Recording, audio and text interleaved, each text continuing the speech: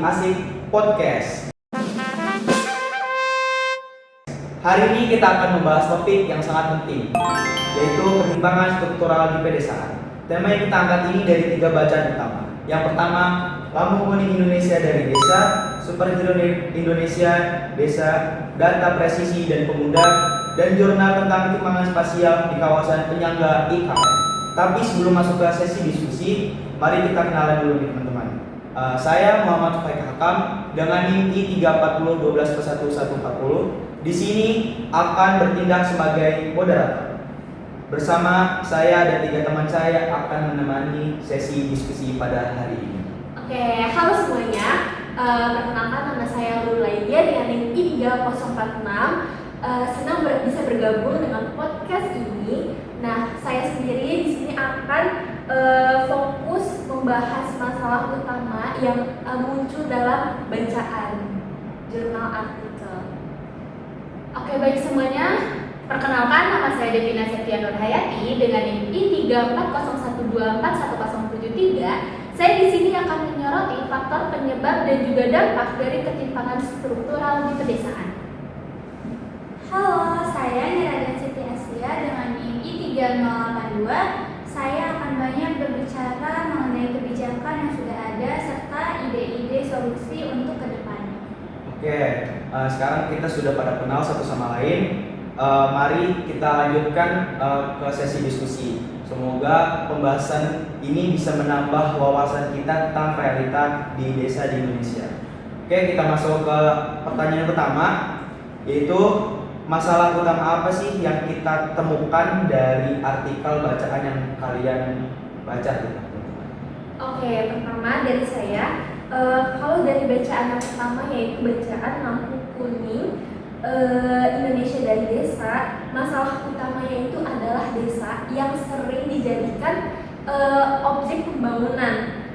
Pokoknya desa sering dianggap sebagai ketertinggalan, pasif dan lain sebagainya. Padahal kenyataannya desa sendiri punya banyak potensi yang dapat digali seperti ekonomi, sosial maupun budayanya. Nah, kalau pembangunan dilakukan asal justru bisa merusak struktur desa itu sendiri. Contohnya nih, banyak desa didorong untuk melakukan pembangunan infrastruktur. Padahal kebutuhan utamanya misalkan air bersih maupun pendidikan. Oke, baik. Kalau dari bacaan Superhero Indonesia, Desa, Data Presisi, dan juga Pemuda, masalah yang lebih spesifik lebih terlihat nih. Pertama, tingkat pengangguran di desa cukup tinggi, bahkan di beberapa daerah bisa lebih dari 20%. Kedua, IPM atau Indeks Pembangunan Manusia di desa lebih rendah daripada kota.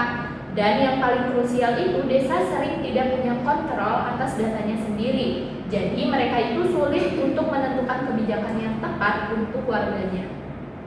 Kalau dari jurnal tentang ketimpangan spasial di desa sekitar IKN, masalahnya adalah ketidakadilan dalam distribusi fasilitas publik. Ada desa yang letaknya sangat dekat dengan pusat pemerintahan baru, tapi tetap kesulitan mengakses layanan dasar seperti sekolah, puskesmas, ataupun transportasi. Ini menunjukkan pembangunan kita masih belum merata.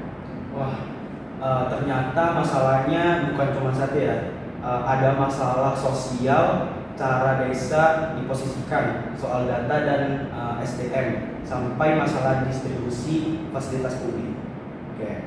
Oke, kita lanjut ke sesi berikutnya. Pertanyaan kedua. Sekarang kita akan membahas penyebabnya nih. Kenapa sih ketimpangan ini bisa terus terjadi dan apa dampak kedepannya? Oke, baik. Kalau kita tarik benang merah nih dari bacaan yang saya baca itu, penyebab utamanya adalah pembangunan yang terlalu terpusat di kota. Jadi seperti investasi, industri, dan fasilitas publik itu sebagian besar ada di kota, sehingga desa menjadi tertinggal. Nah, selain itu, tata kelola desa juga masih lemah. Banyak perangkat desa yang belum terbiasa dengan perencanaan berbasis data. Nah, akibatnya itu dana desa kadang tidak digunakan sesuai dengan kebutuhannya.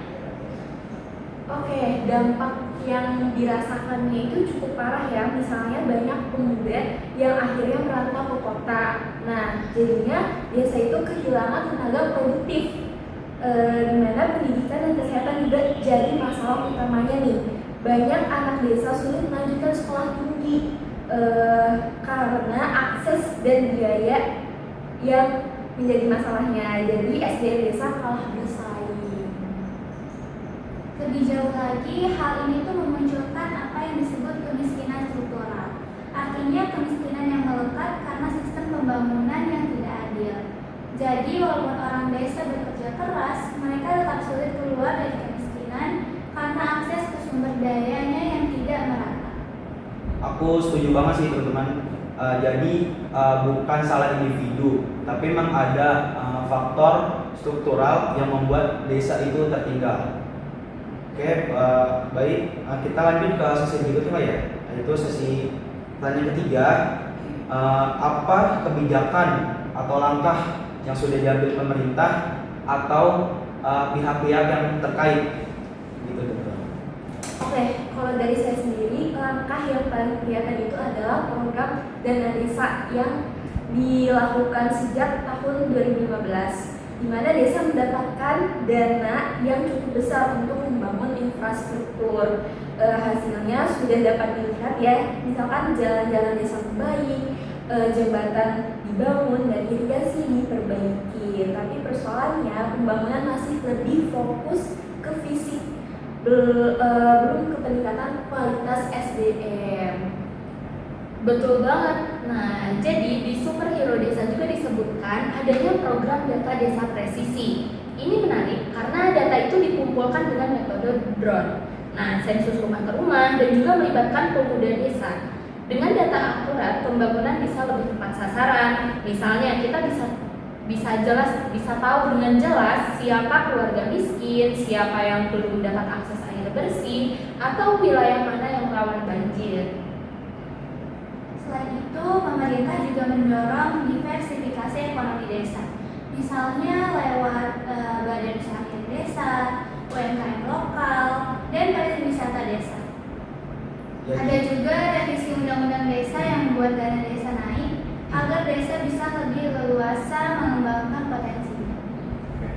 Oke, jadi memang udah ada upaya dari pemerintah ya. Tapi kalau kita baca jurnal tadi itu hasilnya belum sepenuhnya mengatasi ketimpangan yang teman-teman sebutkan tadi. Kita lanjut ke sesi berikutnya, pertanyaan keempat itu apa ide-ide kita atau ide-ide dari kalian nih untuk mengatasi ketimpangan struktural yang ada di desa? Oke, menurut saya pribadi kuncinya adalah pemberdayaan pemuda desa. Mereka jangan hanya jadi tenaga pendata, tapi dilibatkan dalam perencanaan dan pelaksanaan pembangunan. Pemuda itu kreatif, melek teknologi, dan juga punya energi yang besar. Saya setuju banget sama kamu. Nah, selain itu juga kita perlu diversifikasi ekonomi desa. Desa jangan hanya mengandalkan pertanian tradisional, tetapi juga bisa kembangkan agrowisata, kerajinan lokal, atau bahkan ekonomi digital. Dengan begitu, desa punya banyak sumber pemasukan ataupun pendapatan. Kalau dari saya, yang tidak kalah penting adalah menerapkan prinsip spatial justice atau keadilan spasial. Jadi desa terpencil sekalipun tetap dapat prioritas pembangunan. Jangan hanya desa yang dekat dengan kota atau pusat pemerintahan yang maju. Semua warga berhak atas akses pendidikan, kesehatan, ataupun infrastruktur. Wah, diskusi kita pada hari ini cukup panjang ya dan insightful banget dari bacaan yang kita pelajari gitu. Jelas bahwa ketimpangan struktural itu di desa bukan masalah yang sederhana gitu. Dan yang aku catat beberapa ya di sini penyebabnya ada di pembangunan yang terpusat itu hanya di kota aja. Terus lemahnya tata kelola dan minimnya yang data akurat, yang itu berdampak pada pengangguran tinggi, kualitas hidup rendah, dan munculnya kemiskinan yang struktural.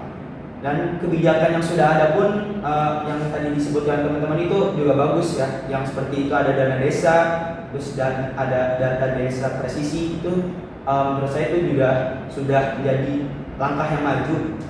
Tapi ke depan kita butuh pemberdayaan pemuda, terus seperti diversifikasi ekonomi, data presisi dan keadilan spasial. Oke, semoga ya sesi diskusi ini memberikan kita inspirasi baru bagi kita semua dan para pendengar podcast Asik Podcast ini untuk lebih peduli dengan desa, karena kalau desa maju, Indonesia pasti juga maju. Terima kasih yang sudah mendengarkan podcast kami atau podcast Asik Podcast. Saya Muhammad Fikakam bersama teman-teman saya Lulu Laidia. Saya Devina Septia Nurhayati. Dan saya Niraden Siti Asia. pamit undur diri.